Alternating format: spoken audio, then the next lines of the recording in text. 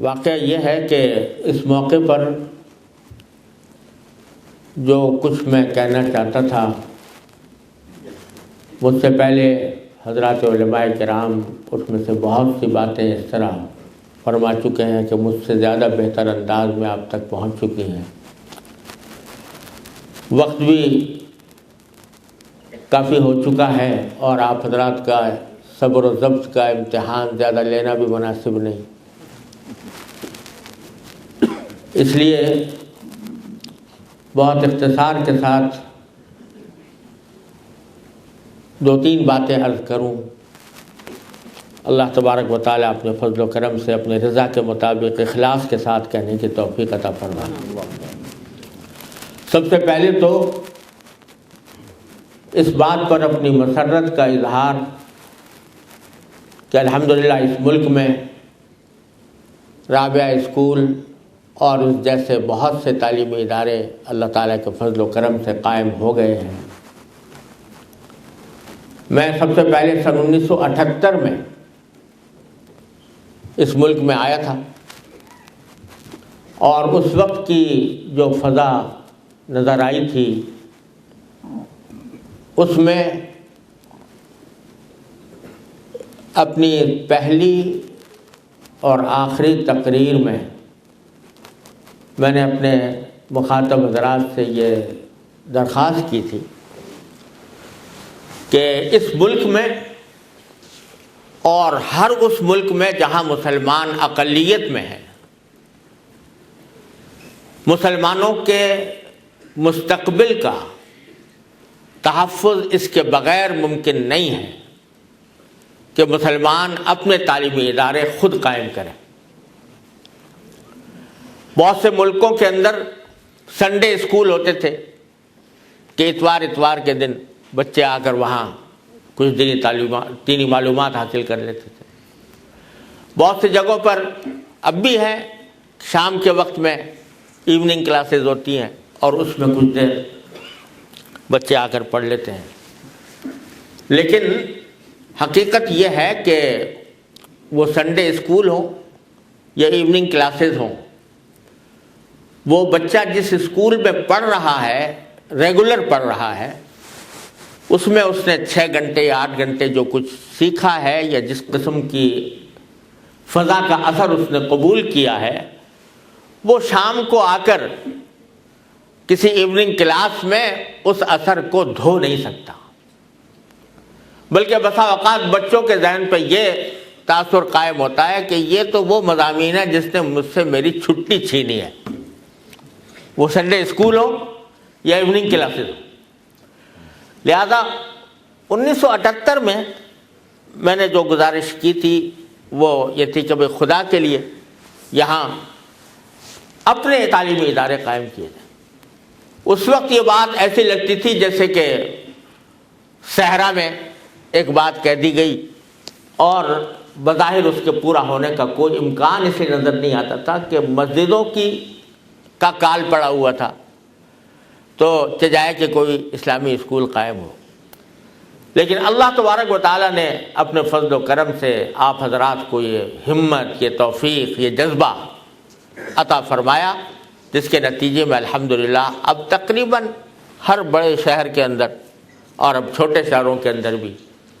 اپنے تعلیمی ادارے قائم ہو رہے ہیں۔ اس پر آپ حضرات کو جتنی مبارکباد دی جائے کم ہے۔ ہم کیوں ان تعلیمی اداروں پر زور دیتے ہیں؟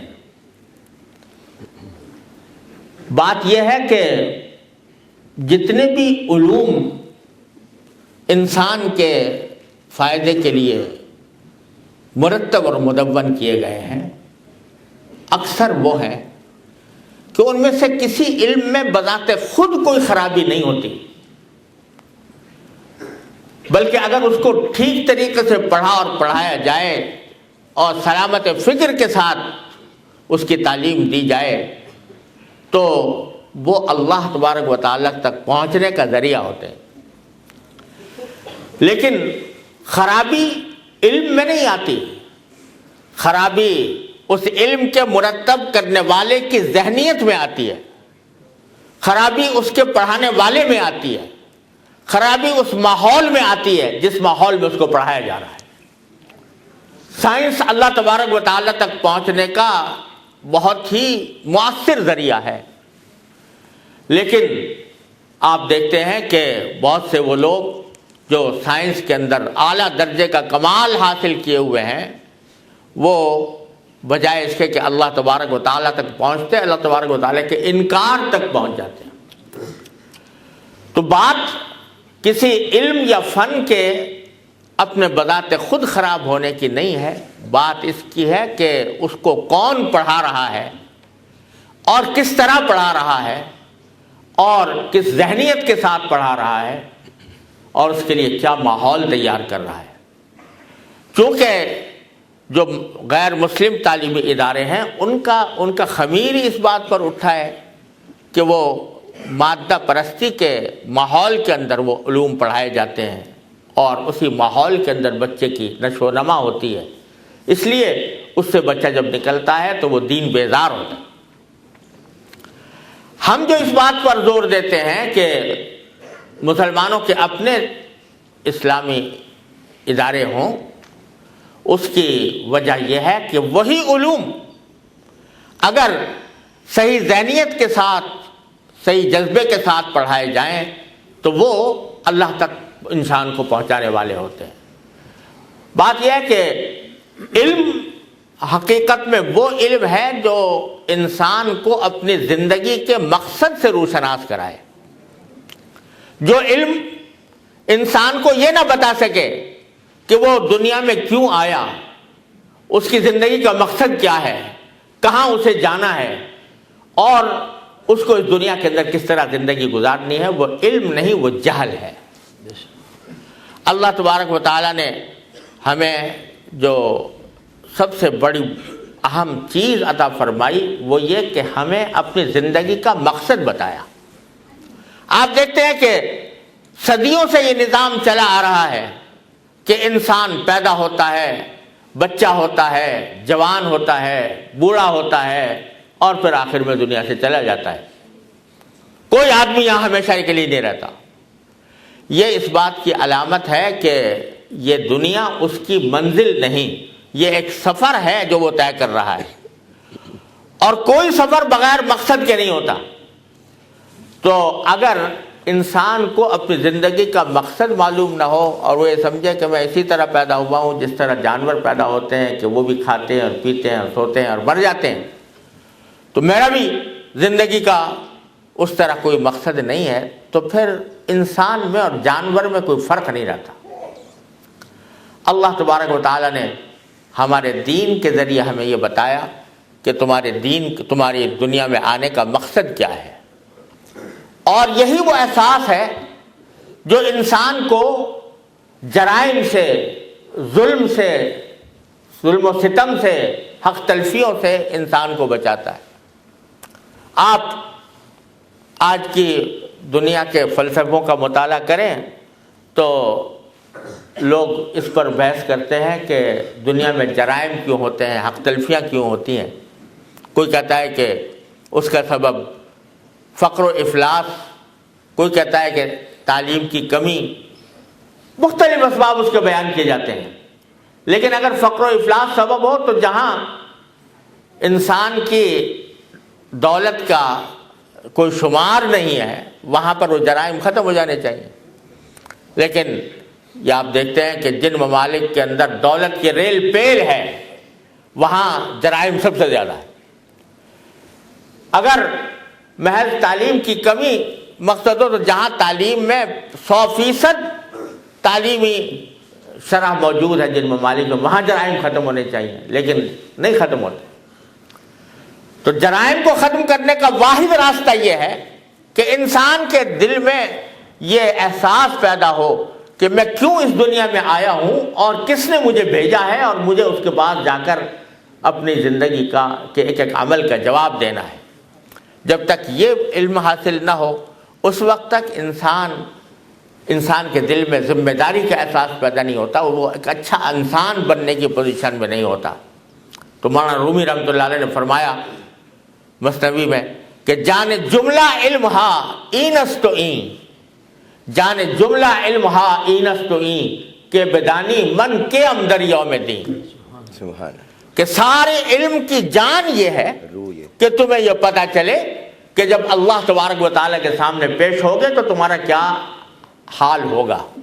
मैं किस शुमार कितार में हूँगा जब अल्लाह ताला के सामने पेश होऊंगा। ये चीज़ है जो ये इल्म सबसे बड़ा इल्म है। और अगर ये नहीं तो आदमी चाहे साइंसदान बन जाए, चाहे इंजीनियर बन जाए, चाहे डॉक्टर बन जाए, चाहे आलिम बन जाए, लेकिन अगर उसके दिल में आखिरत की फिक्र नहीं, अल्लाह तबारक व तआला के सामने जवाबदेही का एहसास नहीं, तो वो सारे वो इल्म जहल है जो दिखाए न राह दोस्त, वो मदरसा वबाल जहां याद हक न हो। अल्लाह तबारक व तआला ने हमें जो दीन अता फरमाया उसमें ये फरमाया कि तुम्हारी दुनिया भी वो दीन बन सकती है, तुम्हारी सारी दुनिया दीन है। दीन तक पहुंचने का जीना यही दुनिया है। और इस दुनिया के अंदर हमको ये सिखाया कि दुआ ये मांगो कि रब्बना आतिना फिद दुनिया हसना व फिल आखिरति हसना व क़िना अज़ाबन नार। तुम्हारी दुनिया भी ठीक हो और तुम्हारी आखिरत भी सही हो। इस्लामी स्कूलों के ज़रिए, इस्लामी तालीमी इदारों के ज़रिए ये इस फिक्र की आबियारी चाहते हैं कि बच्चा चाहे वो डॉक्टर हो, चाहे वो साइंसदान हो, चाहे वो इंजीनियर हो, ज़िंदगी के किसी भी शोबे में चला जाए, लेकिन उसको ये एहसास हो कि मैं अल्लाह का बंदा हूँ, मैं खुदा बनकर इस ज़मीन पर नहीं आया, मैं अल्लाह तबारक व तआला का बंदा बनकर आया हूँ और मुझे एक दिन अपने अल्लाह के सामने जवाब देना है। ये एहसास जिस दिन पैदा हो गया तो उस दिन आप देखिए कि इंशाअल्लाह दुनिया जो है वो अमन का गहवारा बन जाएगी। इसलिए इस्लामी तालीमी इदारे वो दर हकीकत बंदे को अल्लाह तबारक व तआला से मिलाने का एक ज़रिया है और उसके ज़रिए अपनी ज़िंदगी को उस्तवार करने का एक ज़रिया है। तो ये इदारे इस लिहाज से मुबारकबाद के मुस्तहिक़ हैं और इस बात की ज़रूरत है कि इनकी तादाद में मज़ीद इजाफा हो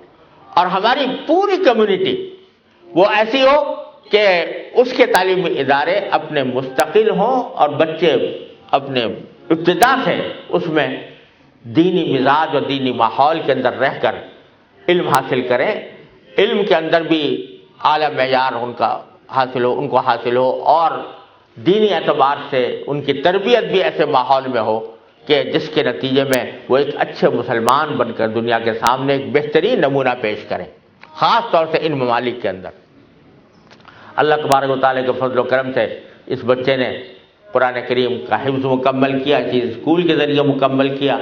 साथ साथ उसने ज़ाहिर है कि और भी मज़ामीन पढ़े होंगे। अल्लाह तबारक व तआला उसकी बरकत से इंशाअल्लाह दूसरे मज़ामीन के अंदर भी उसको महारत अता फरमाएंगे। लेकिन दूसरी बात जो मैं जिसकी तरफ मुतवज्जे करना चाहता हूँ वो ये कि इल्म महज तालीमी इदारे के ज़रिए हासिल होने से जो मुकम्मल मकसद है वो हासिल नहीं होता जब तक कि घर का माहौल उस तालीमी इदारे के मिजाज के मुताबिक ना हो। बिल्कुल सही। अगर तालीमी इदारा तो ये सिखा रहा है बच्चे को कि तुम नमाज पढ़ोगे, बच्चों को सिखा रहा है कि तुम खाना इस तरह खाओगे और ये सिखा रहा है कि फला काम नाजायज़ और गुनाह है, और घर में जब वो जाता है तो अपने माँ बाप को उन्हीं गुनाहों में मुब्तला देखता है जिनको तालीम इदारा उसको उस्ताद ये बता रहा था कि नाजायज़ काम था, तो उसके दिल में एक तज़ाद पैदा हो जाता और उस तज़ाद के नतीजे में उसकी ज़िंदगी कभी मुतवाज़िन नहीं रह सकती। लिहाजा जितनी बड़ी जिम्मेदारी तालीमी इदारों की है कि वो अपने बच्चों की तरबियत करें, उससे ज़्यादा जिम्मेदारी उनके बच्चों के वालिदैन की है कि जब बच्चे उनके पास आएँ तो वो उन इस बात को गनीमत समझे कि जो काम वो खुद नहीं कर पाए अपनी ज़िंदगी के अंदर वो बच्चे उनके तरफ लेकर आ रहे हैं।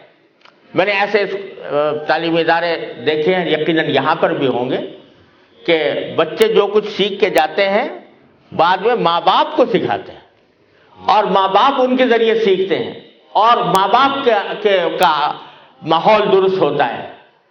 یہ صورتحال اس وقت پیدا ہوگی جب ہر فرد جو اسلامی اسکول میں اپنے بچوں کو بھیج رہا ہے اس کے دل میں اس بات کا احساس ہو کہ ایک بہت بڑا کارنامہ ہے جو میں اپنے بچے کو وہاں پر بھیج کر انجام دے رہا ہوں، اور جو بچہ وہاں سیکھے گا مجھے بھی اپنی زندگی کے اندر اس کو اپنانا ہے، اور میں ایسا ماحول اس کو فراہم کرنا ہے جس کے ذریعے وہ جو کچھ سیکھ کر آیا ہے اس کو وہ پختہ کر سکے اور اس کے مطابق اس کی زندگی استوار ہو سکے۔ یہ احساس اگر ہوگا تو پھر ہم آہنگی کے ساتھ انشاءاللہ جو قوم ابھرے گی، جو نسل پروان چڑھے گی، وہ دنیا اور آخرت دونوں کے اعتبار سے